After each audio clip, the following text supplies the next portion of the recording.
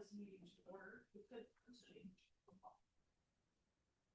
Keisha Johnner, Here, Jim Mueller. Here. Steve McCombs. Here. entertain a motion for the special session agenda. Move to approve the special session agenda. Second.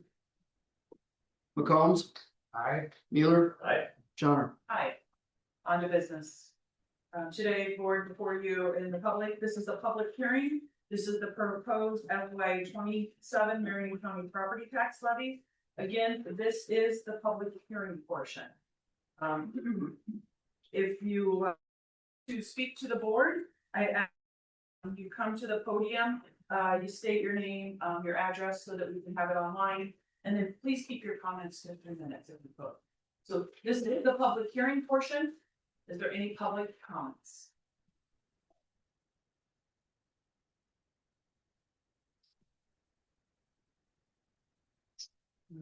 My name is Angie Gentry. My address is 1918 61st Place, Melcher, Dallas, Iowa. And honestly, I just kind of want to know how to read this. I understand your frustration. That is given to us by, it's a mandated form by the state of Iowa. It's hypothetical to try to give you an idea. And Jake, if you have any words of wisdom to be able to help explain that to a little bit more. I can sure try if you'd like. This is these letters and these notices are essentially just a public notice. It does not have detail and it does not say what our individual particular taxes will be, because that's unknown yet because no budgets are actually certified. What it's essentially saying, and this is this form was prescribed by the Department of Management as a result of House File 718. So the front part of your letter that we all received has the notices of when the jurisdictions, either school, city, or county, are going to take place in the jurisdiction that you live. So if you live in Dallas Township, it will only have the Melcher Dallas School and the county's portion on it. It wouldn't have like the city of Melcher Dallas if you don't live in the city. Right. And it's just saying when these essential first public hearings are going to take place. And the other key component of what it says is it says proposed property tax on the right-hand side. So that is a not to exceed. So many jurisdictions have limits. So it is a tax amount that the jurisdiction says we will not exceed it. When they finish their budget process, it may be less, but that is a total tax dollar amount not to exceed. So it sets a cap. Okay. So that's what it's saying on the front. What's the difference between proposed property tax and proposed tax rate? Property tax is the total amount being asked for. So that is the actual dollar amount. Okay. And the property tax rate is the levy or millage rate. So for, I happen to have one in front of, I don't have one from down there. I have a Knoxville, I'll use the counties. If you're inside the city limits of Pella, it has a proposed tax rate of 5.56826. So that's $5.57 per thousand of the taxable value on your home. So it's saying that's what the levy rate is. And that's how taxes were calculated. Valuation times the levy rate. So it cannot go higher than that. Okay. The back of the sheet is more information. So the top paragraph on the back sheet is basically trying to show where your tax dollars go. Okay. And also this, so it breaks out a school, and at least the one that I'm looking at here, because it's mine. It has Pella School, it has Marion County, and it has City of Pella, and then it has all of others. So there are other jurisdictions that do levy, like Ag Extension, Assessor, DMAC. Those are very small pieces. They do not have to participate in this process, but where the dollars go is included in that top paragraph. So that's just trying to be an example of where your tax dollars go. Okay. The rest of the pages, the next half down, are two examples. One is for residential property, and that's the middle portion of the back page. And that's just trying to say if you have a home that's $100,000, it's trying to compare what it could be its current tax rate at 100,000, and then what they do is they use the proposed rate and they increase the value to 110,000. So the state is assuming a 10% increase. So it's trying to show what would happen to a tax on a $100,000 home at those rates, assuming a 10% increase. The next one down is actually Increase in the value of the home or increase? increase in the value of home with the new levies. Okay, Okay. The next one is commercial. So commercial industrial. That's at a $300,000 parcel with a 10% increase going to $330,000 parcel. Some of us, valuations change some years, every 2 years. So some of us may have had valuation increases, some of us didn't around the county. So it's just trying to show an example with a 10% increase in the value of your home at the new levels. And that's essentially what this is showing us.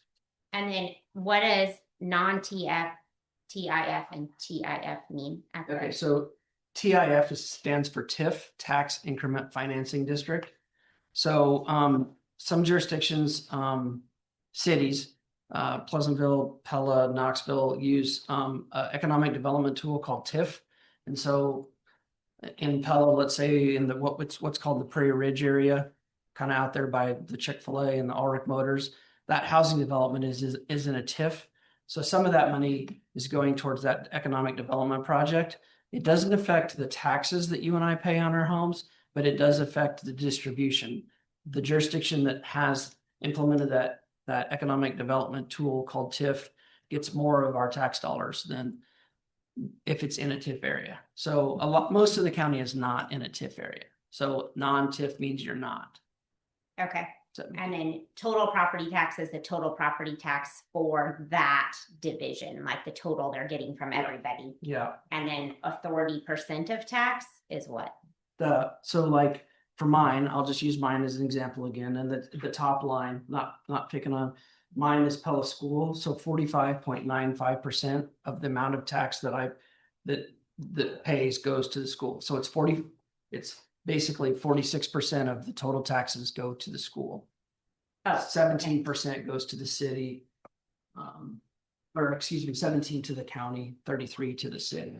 That's just basically saying out of 100% of your taxes, how does it get divided up? okay, thank you. Public hearing?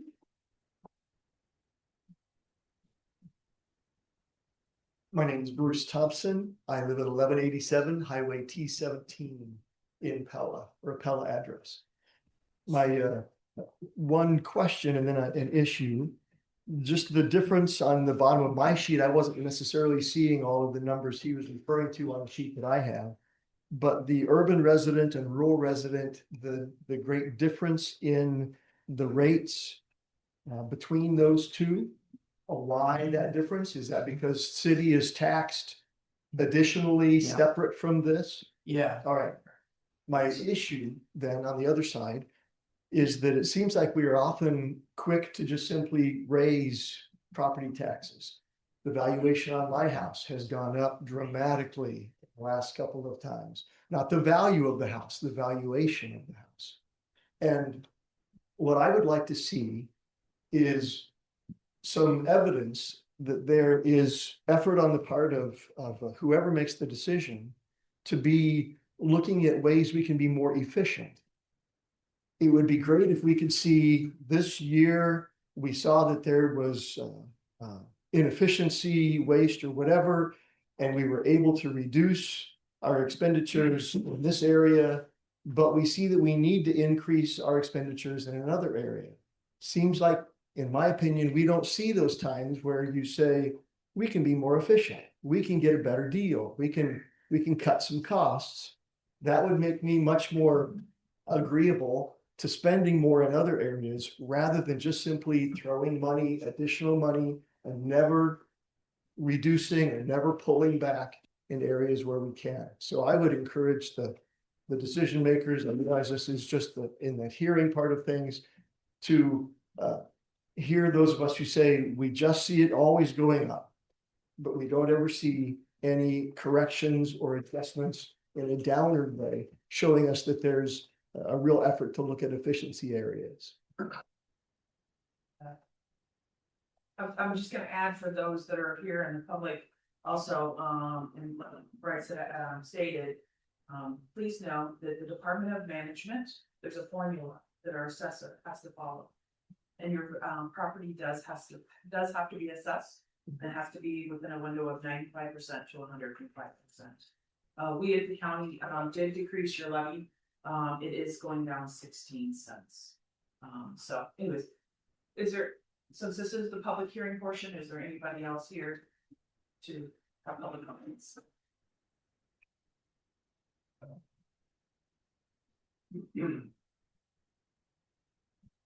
Good morning. I want to thank you for the opportunity to have a conversation with you all. My complaint and my discussion, which I have taken. Steve, just a minute, can you state? Oh, excuse me. Yep, state your Sorry. name and your address, I thought everybody knew me. If you right? don't, you will. My name is Stephen Everly. I live at 974 146th Avenue, Knoxville, Iowa. Okay. Sorry to be so informal. This goes back to, I had a review, an adjustment on the increase in my property values. They went up 290%. When I brought this to the assessor's office and explained why, on one particular piece of property, which was 60 by 100, which was a cabin that had no running water, had electricity, no sewage and everything else. My wife and I paid $33,000 because the guy that owned it had that much in debt. So his only daughter would not have to pay out of her pocket to pay off his debts. When a year later, they raised the value of that one piece of property in that cabin to over $75,000. And it is not livable. It wasn't livable when he lived there. And that's an explanation. Besides, I also have frontal flood easement property that cannot be built on because the county says of septic tanks or any kind of discharge into the lake, and you can't build on any flood easement ground. I pointed that out. They didn't give a damn. They didn't give a damn about anything. I asked them, well, we had a house 4 miles away from you, and it went up from $330,000. Somebody came from California, paid almost $1 million.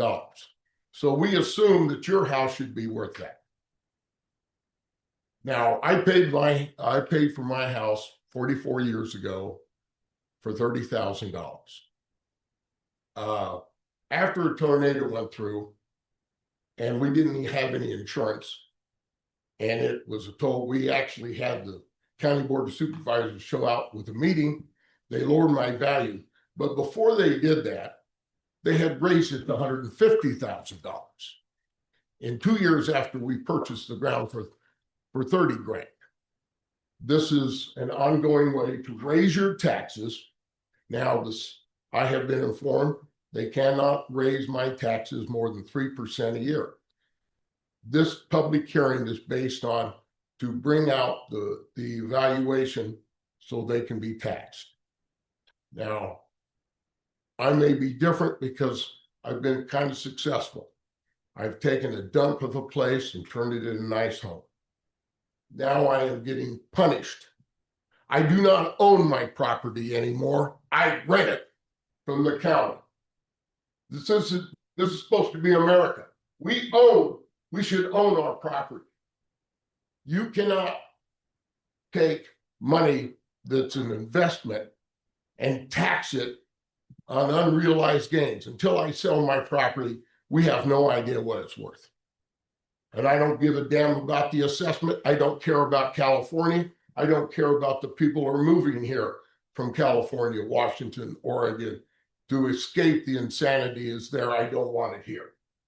So it is time for us to sharpen our pencils. I've been in business for 35 years. And I can tell you there's years I went upside down several times, had to borrow against my home to make sure my employees were paid. Now, I expect that kind of diligence of all of the Marion County Board of Supervisors and their employees. Appreciate that, Steve. Thank you. Okay, thank you. Is there any other public comments?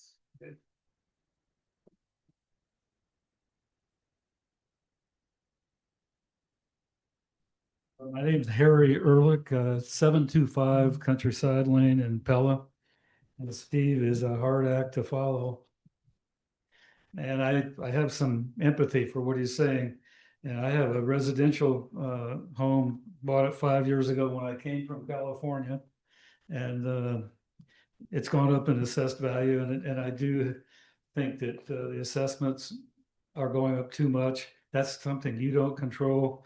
I'm thankful that the supervisors are looking at the budget and trying to operate within the constraints that you have. There's going to be some significant changes. Unfortunately, they haven't been made yet, but they will be.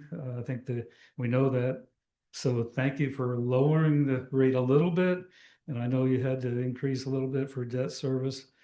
The other major tax agencies are not following necessarily that same approach, but I just encourage you to keep a close look on it as you are. I already know you are. I'll pay the taxes that I have, but I agree with Steve that they're going up too fast for what we do, we own, and that we shouldn't have to pay more on the future value of your home when you sell it because you haven't sold it yet. But again, that's not within your purview.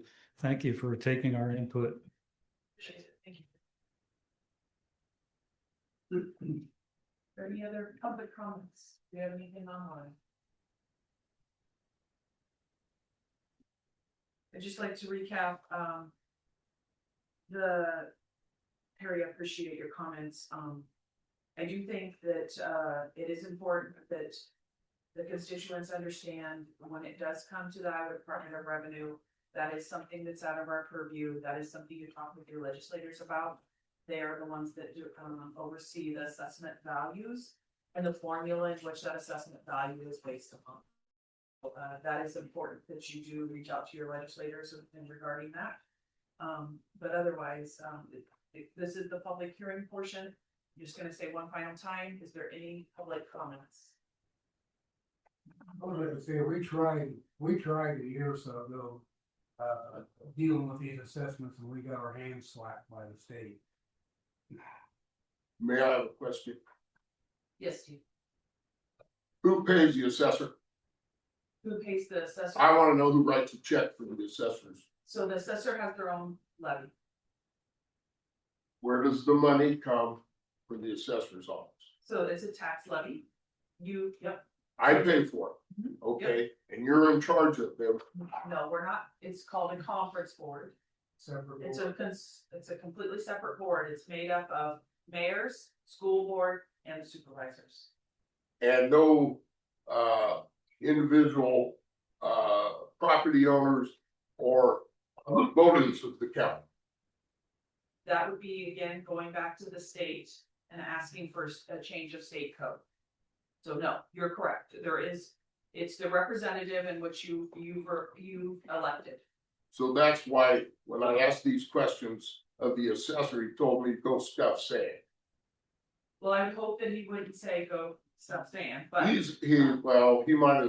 might have used a little more flowery language, but stuff it up where sun don't shine. Okay? I was we do, by state sincerely code, you insulted. have to house in the courthouse or by county property, we have to house the assessor. Okay. So, yeah. Like I said, Steve, we tried Oh, a year or so ago, and the state slapped our hand. The assessor is kind of, you know, his hands are tied by the state too, with their current ordinances. Thank you. Great. Make a comment too, just one of the things that we talked about during the budget session is trying to economize, make sure that we're spending tax dollars in the most appropriate way, get the biggest bang for our buck. A lot of us are all business people too, we completely understand that. And unless you've been a party to all of those budget meetings and everything, please, they're an open session, come in.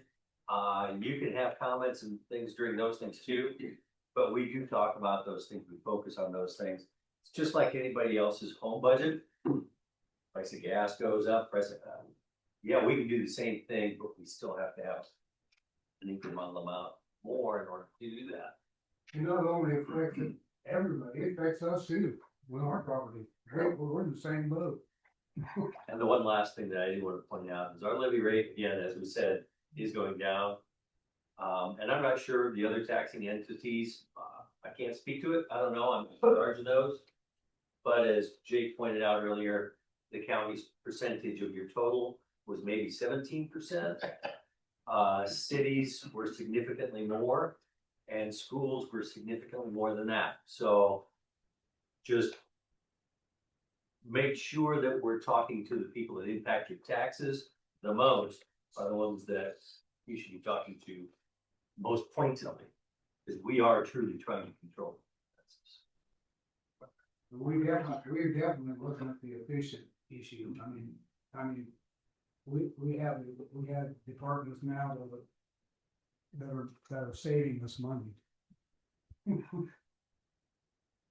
With this being the public hearing portion, On the front side of this sheet, there's the effective tax rate. What is that?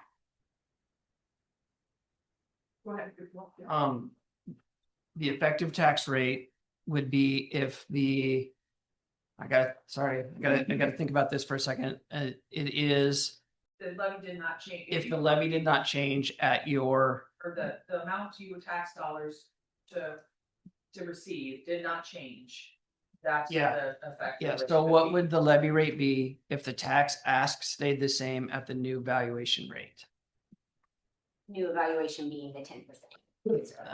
Hypothetical. At what the, It's a what if. yeah, it's a what if the dollar stayed the same. All right. There's no further public comments. I'll entertain a motion to close the public hearing. Move to close the public hearing. Second, Mueller, Aye. Johnner, Aye, McCombs. I thank you all for your comment. appreciate that. Entertain a motion to this portion of the meeting. So moved. I'll support. McCombs, Aye. Mueller, Aye. Johnner,